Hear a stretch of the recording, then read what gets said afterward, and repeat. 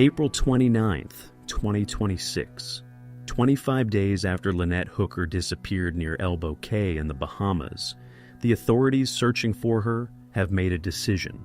According to sources cited by Crime Online, the search has moved from the water to solid ground.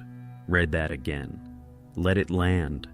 25 days, multiple agencies, the Royal Bahamas Police Force, the Royal Bahamas Defence Force, the United States Coast Guard, air teams, dive teams, drone technology operating at low altitude over shallow, clear, heavily trafficked water in one of the most navigated stretches of the Abaco Islands. Professional search operations conducted systematically day after day in water that a local expert described to Fox News Digital with terms that carry direct investigative weight. Water clear enough, he said, to see stingrays on the bottom, clear enough to see sea turtles from a moving boat, sometimes as shallow as 4 feet, rarely deeper than 10. 25 days in that water. Nothing. Not one piece of physical evidence consistent with a person having entered that water at the location described and not come out. And as of April 29th, 2026, the search, the professional, agency-coordinated, multi-jurisdictional search, has moved to solid ground. That fact does not require embellishment. It does not require dramatic music or a countdown timer. What it requires is careful, disciplined examination. What it requires is an understanding of what a 25-day professional water search in those specific geographic conditions actually means. From a technical standpoint, from a forensic standpoint, and from the standpoint of what experienced maritime operators have said publicly about the water where Lynette Hooker disappeared.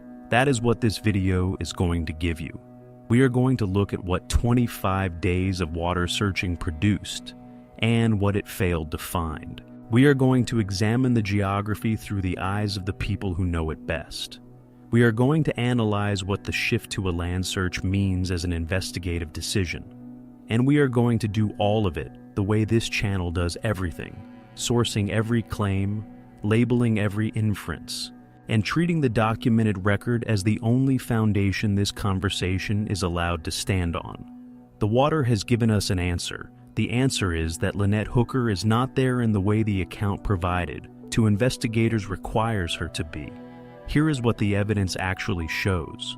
Before we examine a single piece of evidence, before we analyze a single investigative framework, we are going to spend time with Lynette Hooker, not with her disappearance.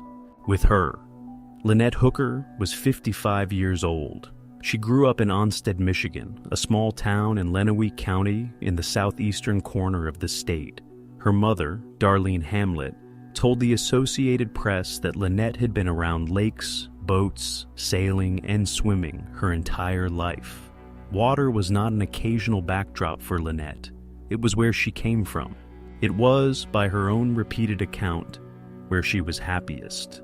She documented a decade of that happiness under the name The Sailing Hookers. The Sailing Hookers was the social media presence she and Brian maintained across their years, living aboard a 55-foot sailboat named Soulmate. The content they posted was not curated travel influencer material. It was a genuine record of a specific kind of life, one that required real sacrifice to build. Cinnamon rolls baked in a solar oven on the deck, sea turtles passing beneath the hull in water clear enough to watch from above. The kind of sunsets that make a person understand why someone would give up a house and a career and every possession to live close enough to that light every evening. Lynette had given up all of those things. Her daughter, Carly Ellsworth, who has been one of the most visible family voices in this investigation, confirmed publicly that Lynette gave everything to the life she and Brian built at sea. Her career, her house, her possessions. What she kept was what you can carry on a 55-foot boat. What she kept was the life she chose. Carly has also described her mother's physical capabilities with precision that matters to this case.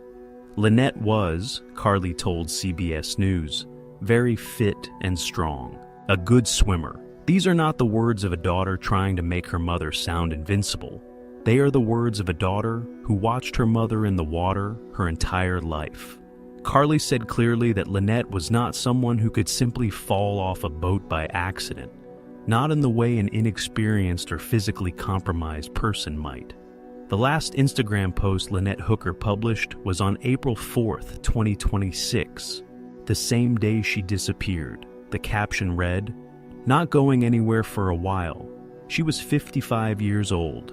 Her mother, Darlene Hamlet, is 76 years old, and she is in Florida." She told journalist Ashley Banfield that she wants nothing more than to hear Lynette say, "I love you," and know she had come home. That is who is at the center of this investigation. Everything that follows, every piece of evidence, every geographic analysis, every investigative inference, exists in the context of that woman's life and the people who are waiting for her. For viewers new to this case, here is the documented record. On the evening of April 4th, 2026, according to the account Brian Hooker provided to investigators, Lynette Hooker went overboard from a dinghy in the waters between Elbow Cay and Lubbers Quarters in the Abaco Islands of the Bahamas. Per Brian's account, as reported by multiple outlets citing his statements, currents separated Lynette from the dinghy after she fell overboard. He paddled for hours trying to find her before making his way to Marsh Harbor. He reported her missing on the morning of April the 5th, 2026. Jim Todd, a Hopetown volunteer, fire and rescue volunteer, who was among the first people to encounter Brian that morning, and who accompanied law enforcement back to the site, told Ashley Banfield that the alleged overboard location was approximately 150 yards from shore, not offshore in open water, not in the deep Atlantic where currents and depth create genuine recovery challenges. 150 yards from the coastline of Elbow Cay, in a channel that local operators navigate daily as a matter of routine. Search operations began almost immediately after the report was made. The Royal Bahamas Police Force and Royal Bahamas Defence Force initiated water search operations. The United States Coast Guard joined, professional dive teams, aerial surveillance, drone technology, all directed at a specific geographically bounded area. Brian Hooker was subsequently named a suspect by the Royal Bahamas Police Force. He was detained, according to reporting by major outlets including ABC News and NBC News, and later released. His attorney Terrell Butler stated publicly that Brian Hooker categorically and unequivocally denies all wrongdoing and has cooperated with relevant authorities. His Michigan-based attorney, Crystal Marie Hauer, told ABC News that Brian would never have harmed his wife of 25 years and asked the public to give him the benefit of the doubt. Brian Hooker has not been charged with any crime. The Royal Bahamas Police Force Commissioner confirmed to NBC News that Brian Hooker remains a named suspect who has not been cleared and can be rearrested. That is the documented baseline. Now let us look at what 25 days of searching that water actually produced, before we go deeper into what the search results actually mean. And we are going to go deep, because the geography in this case is inseparable from the investigation. Make sure you are subscribed to the record shows and have the notification bell turned on. We cover cases like this the way they deserve to be covered: sourced evidence, labeled analysis, genuine respect for the people at the center of the story. New investigations every week. If you have been following the Lynette Hooker case, hit the like button. It helps more people find coverage that takes this seriously. And while you are in the comments right now, I want to know what the shift from water to land tells you about where this investigation is headed. Not who did what, but what the investigative decision itself signals. Leave your analysis below. Now, back to the evidence. To understand why 25 days of water searching producing nothing is significant rather than ambiguous, you need to understand how professional maritime search and recovery operations are actually conducted.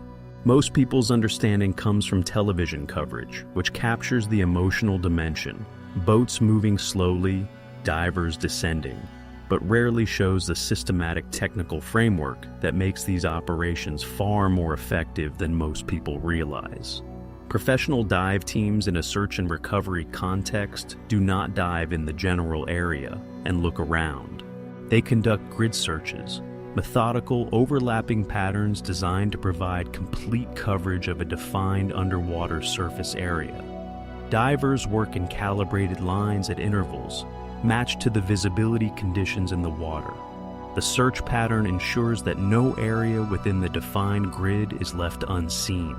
In poor visibility water, objects can be missed despite best efforts. In the channel between Elbow Cay and Lubbers Quarters, where local operators report visibility sufficient to watch stingrays and sea turtles from boats passing above, the reliability of the grid search increases dramatically. Clear, shallow water is optimal search terrain. The conditions there favor recovery, not concealment. Aerial search components operate in systematic parallel. Drone technology used in modern maritime operations employs high-resolution cameras capable of identifying objects far smaller than a human body from significant altitude, particularly in shallow, clear water. Fixed-wing aircraft and helicopter assets conduct sweep patterns that produce overlapping coverage with dive teams. What aerial cannot confirm due to surface reflection, divers verify directly below. The United States Coast Guard operates under what is called the National Search and Rescue Plan, which governs how search operations are coordinated in international waters involving American citizens. Search areas are defined using drift modeling, computerized calculations of how currents, wind, and tidal patterns move an object or person in the water over time. The model takes in data about the reported entry point, the time elapsed since entry, the surface conditions at the time of entry, and the oceanographic characteristics of the specific body of water. It generates a probability distribution, a map of where a person or object is most likely to be found, based on what the physics of that specific water do to things that enter it. In the channel between Elbow Cay and Lubbers Quarters, the drift modeling challenge is far more constrained than in open ocean searches. The channel is geographically bounded, land on both sides. The tidal range in the Abacos is modest, measured in feet rather than in the tens of feet that more extreme tidal environments produce. The currents in that specific channel operate within a defined corridor. The probability zone that drift modeling would generate for a person who entered the water at the reported location at the reported time is not the open Atlantic. It is a bounded, navigable, professionally characterizable stretch of Bahamian water. And in that bounded, professionally modeled, high-visibility, well-defined search area, 25 days of professional, multi-agency, multi-methodology search produced nothing. Mo Manesti, a local operator who has spent 15 years working those specific waters and who spoke to Fox News Digital in a recreation of the route Brian Hooker described, translated what that professional failure means into plain language. I would see a human body, somebody would see something, somebody would say something. And he added something that gives the non-recovery its full weight. In those specific waters, drowning victims are recovered quickly, not eventually, quickly. That is 15 years of direct, location-specific professional experience speaking. That is not an editorial. That is the operational baseline of that geography. 25 days, professional searches, optimal visibility conditions. A 15-year local expert saying victims there come back quickly. Nothing. That is not an ambiguous result. That is a result. The negative finding is itself evidence. And what it is evidence of is that the thing being searched for is not where the search has been occurring. The geographic specifics of this case are not background detail. They are evidence. The channel between the western coastline of Elbow Cay and the eastern coastline of Lubbers Quarters is not a remote, deep, or technically challenging body of water for search purposes. Mo Monesti described it with professional precision, sometimes as shallow as 4 feet, rarely deeper than 10 at high tide, clear to the bottom, actively navigated by local operators who cross it as routine. A body of water where, in his direct professional assessment, a person who enters and does not come out would be visible from boats above, from dive teams below, from the air. Jim Todd placed the alleged overboard location at approximately 150 yards from shore. A specific estimate from a person with local boating knowledge who accompanied law enforcement to the site, 150 yards from the Elbow Cay coastline, in water with a maximum depth at high tide of roughly 10 feet.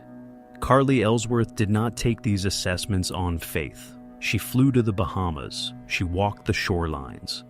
She stood at the spot where Brian told investigators Lynette went overboard, and she looked at the water. She told Wood TV that her mother could have swum a couple of feet to shore, that her mother could have stood up in that water.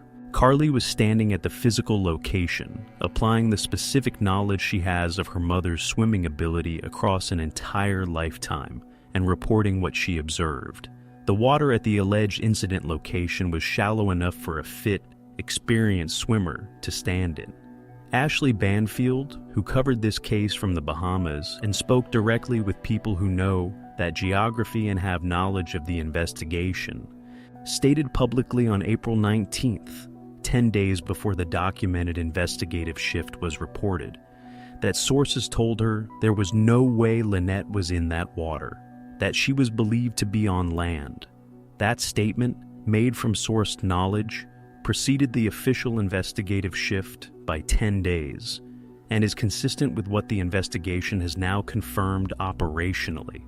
The water has been searched, under conditions that favor recovery, by professionals with appropriate technology, over 25 days, nothing consistent with a person having entered it at the reported location. The timeline of this investigation is worth walking through in sequence. When you lay the documented events side by side, a pattern becomes visible that the individual data points, examined in isolation, do not fully reveal. April 5th, 2026, morning. Brian Hooker surfaces at Marsh Harbor and reports Lynette missing. He describes what happened. She fell overboard in the channel near Elbow Cay. Conditions prevented him from finding her. He paddled for hours. Jim Todd encounters him at Hopetown and later accompanies law enforcement back to the site, placing the alleged overboard location at approximately 150 yards from shore. April 5th through early April. Initial search operations begin. The Royal Bahamas Police Force and Royal Bahamas Defence Force deploy water search resources. The United States Coast Guard joins. The operation is initially framed as search and rescue, the standard treatment for a reported overboard incident involving American citizens in Bahamian waters.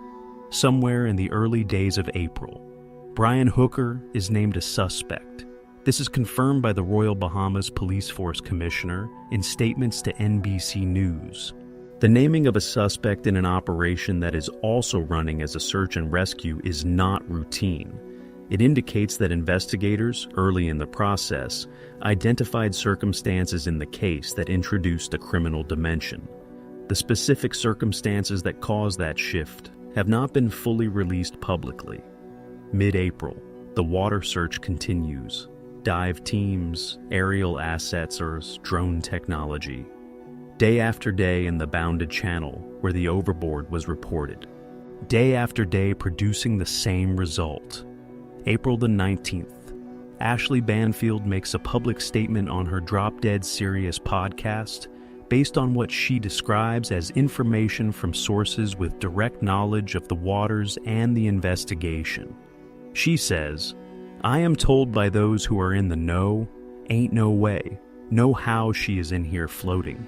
It is believed she is instead up on land." At that point, the water search has been running for approximately 14 days without producing any evidence. The statement is not speculation. It is a journalist reporting what sources are telling her. April 29, 2026. Crime Online reports, citing sources familiar with the investigation, that authorities have officially shifted the search from the water to solid ground. The 25-day water search, professional, multi-agency, technologically equipped, conducted in conditions favorable to recovery, has produced nothing. The investigative decision reflects what those 25 days of negative evidence have established. That is the timeline. From a missing persons report on the morning of April 5th to a confirmed investigative shift to land on April 29th. The sequence is itself data. It shows a search that was serious, sustained, professionally conducted, and geographically appropriate, and that has now reached the conclusion that the geography where it was focused does not hold what it was looking for. This section is analysis. It is labeled as such. Everything that follows is this channel's read on the investigative significance of the shift from water to land, not established fact, not official law enforcement characterization. Analysis, grounded in the documented record. When a professional multi-agency search operation makes a documented decision to shift from one medium to another, that decision carries investigative meaning. It is not made arbitrarily. It is not made because the agencies involved ran out of patience with the water. It is made when the negative evidence from the primary search area, combined with the assessed likelihood of locating the subject in a different area, justifies the resource shift. In plain language, investigators move to land when the water has told them something. What the water has said, over 25 days in conditions that favor recovery, is that there is no evidence consistent with a person having entered it at the reported location.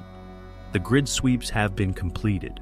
The drift modeling has been run. The aerial coverage has been layered against the dive coverage. The result is negative. A negative result in a bounded, high-visibility, professionally searched area is not a gap in the evidence. It is itself evidence. It is evidence that the thing being sought is not where the search has been.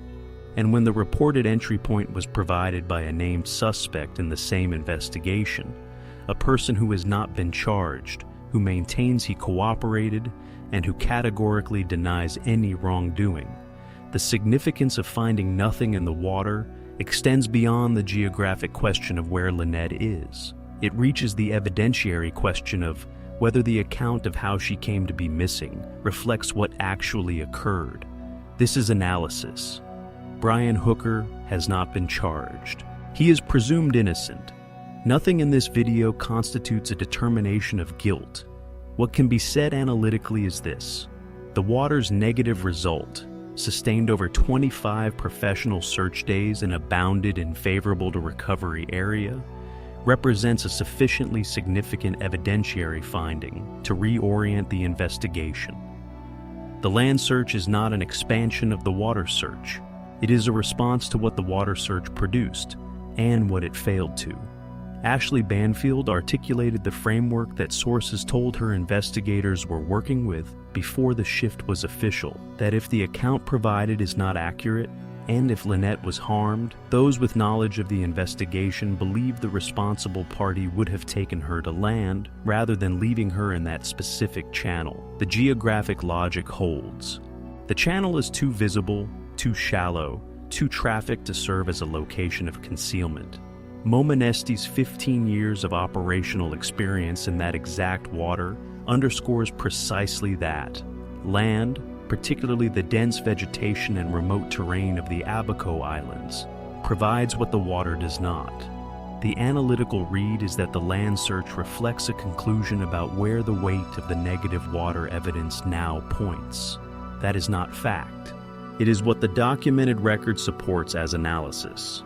Any serious examination of this case must contend with at least 3 distinct investigative frameworks. Each is presented here honestly. This channel does not pick a winner. Named individuals are presumed innocent of any criminal act. This section is analytical throughout. Framework 1. The accident occurred as reported. Lynette went overboard. The current separated her from the dinghy. She drowned or was otherwise overcome, and has not been recovered despite the search. What this framework requires to be true: that a fit, experienced, lifelong swimmer fell from a dinghy and could not self-rescue in water approximately 10 feet deep, 150 yards from shore. That 25 days of professional searching in bounded, clear, shallow water failed to find her because she drifted outside the modeled search area despite the drift modeling that professional maritime operations include in their methodology. That the investigative shift to land is a routine administrative expansion of the search area rather than an evidentiary reorientation of the investigative framework. What it struggles to explain: Mo Manisty's direct professional statement that victims in those waters are recovered quickly, not eventually, quickly. The geographic boundedness of the channel that constrains the legitimate drift outside the search area possibility. Carly Ellsworth's first-hand assessment after standing at the location that her mother could have stood up in that water. The investigative decision to shift to land after exhausting the water. A decision that carries documented investigative meaning beyond a routine administrative step. Framework 2. A criminal act occurred, and Lynette Hooker is on land. The account provided to investigators is materially inaccurate. The geographic logic of the channel, too visible, too shallow, too trafficked to conceal, is part of why the land became the relevant terrain rather than the water. What this framework requires to be true: that the account given to investigators does not accurately describe what happened on the evening of April 4th. That what actually occurred involved a different location, different circumstances, or different sequence of events than reported. What it needs: physical evidence from the land search to support or challenge its core premise. The investigative work happening right now is the work that addresses this framework directly. Framework 3. The complete truth has not yet been established by the available public record. The investigation has produced 25 days of negative water evidence, an investigative shift to land, and an active ongoing investigation with a named, uncharged suspect. No public determination of what actually happened on April 4th is possible from what is currently documented. This is the epistemically accurate position as of April 29, 2026. The public record establishes what the searches have found and not found. It does not establish what happened. That is the investigation's work, and much of that work is not in the public record. This channel defaults to Framework 3 as the position the documented record most accurately supports. The evidence is consistent with Framework 2 as the more analytically compelling hypothesis. It does not establish it as fact. That distinction is the one this channel holds: active, multi-jurisdictional. No charges filed as of April 29, 2026. The Royal Bahamas Police Force is the primary investigating authority. They have named Brian Hooker a suspect, detained and released him.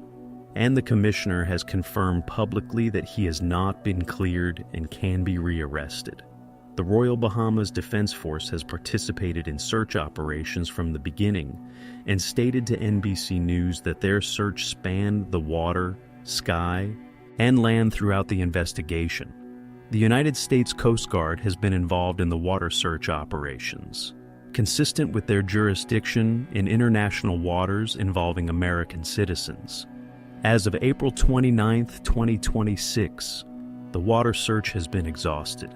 The land search is confirmed active by Crime Online, citing sources familiar with the investigation. No physical evidence of Lynette Hooker's location has been reported publicly. Brian Hooker's legal status: named suspect, released, not cleared, not charged. His attorneys have stated consistently that he denies all wrongdoing and has cooperated fully with investigators. Lynette's family, Carly Ellsworth, has traveled to the Bahamas, walked the shorelines, and continues to seek answers publicly. Darlene Hamlet, 76, is in Florida. She is waiting. Anyone with information about the disappearance of Lynette Hooker should contact the Royal Bahamas Police Force or the United States Coast Guard. Both investigations remain active and open. 25 days. The water has been searched with every tool and methodology a multi-agency professional maritime operation brings to bear. Air teams, dive teams, drone technology, drift modeling, Coast Guard resources. A local expert with 15 years in those specific waters who says victims there are recovered quickly. The water has given its answer. The answer is that Lynette Hooker is not there in the way the account that sent the search there requires her to be. The channel is clear enough to see the bottom. The depth is 4 feet in places. The search teams were professional, and they found nothing. Carly Ellsworth stood at the spot. She said her mother could have stood up in that water. Darlene Hamlet is 76 years old, and she is in Florida waiting for a phone call that has not come. And as of April 29, 2026, after 25 days and everything those 25 days brought, the search is on solid ground. In the terrain that the water's silence pointed toward. In the place that sources described to Ashley Banfield 10 days before the official shift was reported. Mo Manistee said it simply. He has spent 15 years watching what those specific waters take and what they give back. He said, "Not being found, that's the mystery. The investigation is now trying to solve that mystery on land, with whatever the ground holds that the water would not give up." Lynette Hooker was 55 years old. She called the ocean her happy place. She documented a decade of that happiness under the name The Sailing Hookers. She signed off on April 4th, 2026, with a caption that said she was not going anywhere for a while. She deserves to be found. She deserves the truth of what happened on that evening. She deserves every investigative resource directed at the place where the evidence actually leads. The water has nothing left to give. The land search has just begun. The investigation continues. Before we close, given everything the documented public record shows, the 25-day water search producing nothing, Mo Manistee's 15-year professional assessment of that specific geography, the investigative shift to land, and Carly Ellsworth's first-hand report from the alleged overboard location. Which single piece of the documented record do you find most analytically significant, and why? Not who you think is responsible for what. What single piece of evidence? Leave your analysis in the comments. I read them all. If this coverage gave you something real, a clearer, more carefully sourced picture of a case that deserves serious attention, subscribe to the record shows and turn on the notification bell. We do not do filler. We do not do speculation dressed as reporting. We cover real cases with the sourcing, the precision, and the respect for the people at the center of them that those cases demand. Every episode, without exception, that is the standard. If you have been waiting for a video that actually examines this case's evidence rather than just moves around it, this is the channel. Subscribe. We will be back when the record gives us more to show. This investigation was presented based entirely on official law enforcement statements, press conference records, and verified reporting from major news organizations including ABC News, NBC News, CBS News, Fox News Digital, the Associated Press, and Crime Online. All named individuals who have not been charged with crimes are presumed innocent of any criminal act. Brian Hooker has not been charged with any crime. His attorneys have stated publicly that he categorically and unequivocally denies all wrongdoing and has cooperated fully with investigators. Analytical inferences and investigative frameworks presented in this video have been explicitly labeled as analysis throughout. They are not factual determinations. They are not legal conclusions. The source tier of every claim, confirmed fact, single source reporting, or analysis has been identified in the body of the video. This content is presented for informational and educational purposes only. It is not legal advice. It is not a verdict. It is not an accusation. It is journalism applied to the documented public record of an active investigation, produced with the discipline that serious coverage requires. If you have any information about the disappearance of Lynette Hooker, please contact the Royal Bahamas Police Force or the United States Coast Guard. Both investigations remain active.